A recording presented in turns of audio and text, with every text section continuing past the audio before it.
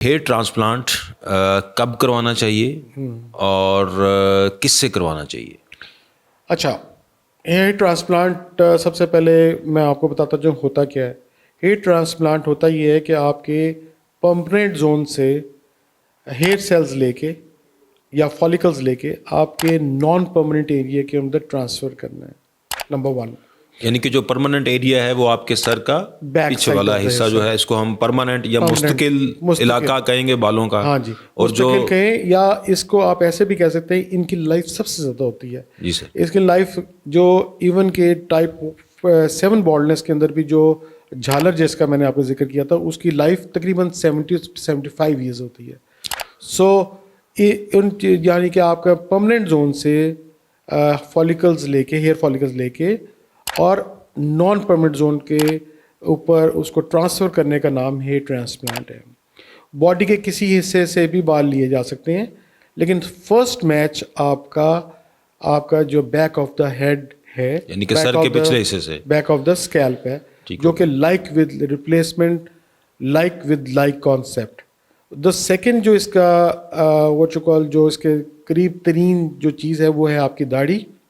اور تھرڈ آپ کے باڈی ہیئرز یا آرمز ہیئر یا hair any part of your body, ٹھیک ہے نا، of any part of your body. تو یہ آپ کے سورس آف ہیئر ٹرانسپلانٹ آ سکتے ہیں. بات آپ کو بتانے کی یہ ہے کہ ہاؤ کم کہ ایک چھوٹا ایریا بڑے ایریا کو کیٹر کرے. سر میرا سوال بھی یہی تھا کہ یہ ٹرانسپلانٹ ایک تو شروع کیسے ہوا اور پھر اس میں مختلف جو ایڈوانسمنٹس تھیں وقت کے ساتھ ساتھ، جی وہ سر اس میں کیا کیا چینجز آئے؟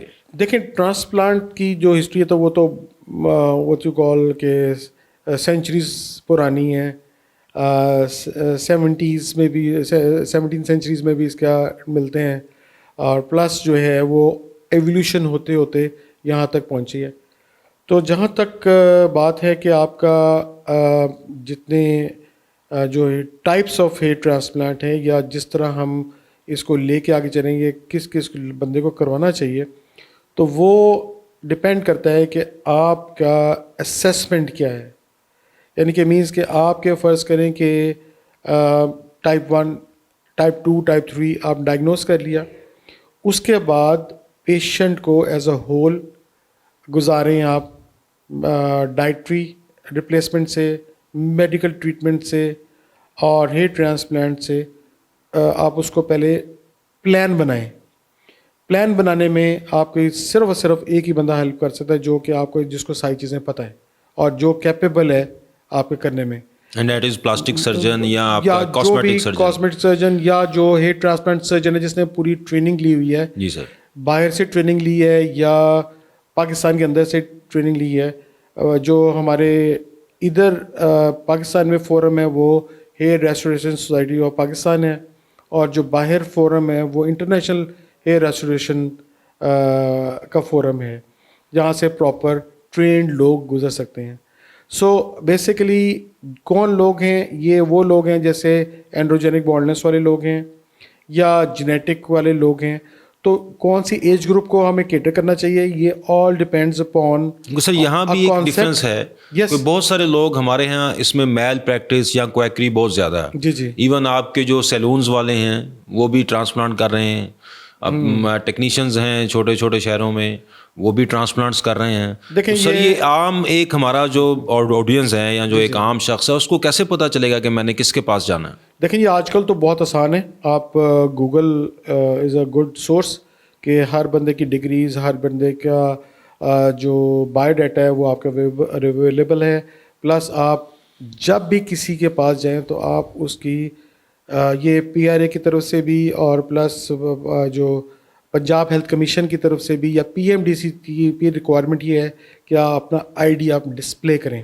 سر عام لوگوں کو ہمارے ہاں تو PMDC کا نہیں پتا، لیکن میں آپ ایلیبوریٹ کر دیجیے گا پلیز، آپ مجھے کریکٹ کر دیجیے گا کہ MBBS کیا ہو. جی نہ صرف MBBS کیا ہو بلکہ اس کے بعد جو پوسٹ گریجویشن ہے جی وہ بھی اس نے کی ہو. جی FCPS ہے، MS ہے ڈرماٹولوجی میں یا پلاسٹک سرجری میں، تو وہ ہیئر ٹرانسپلانٹ کر سکتا ہے. جی اور یہ لوگ MBBS ضرور ہونے چاہیے.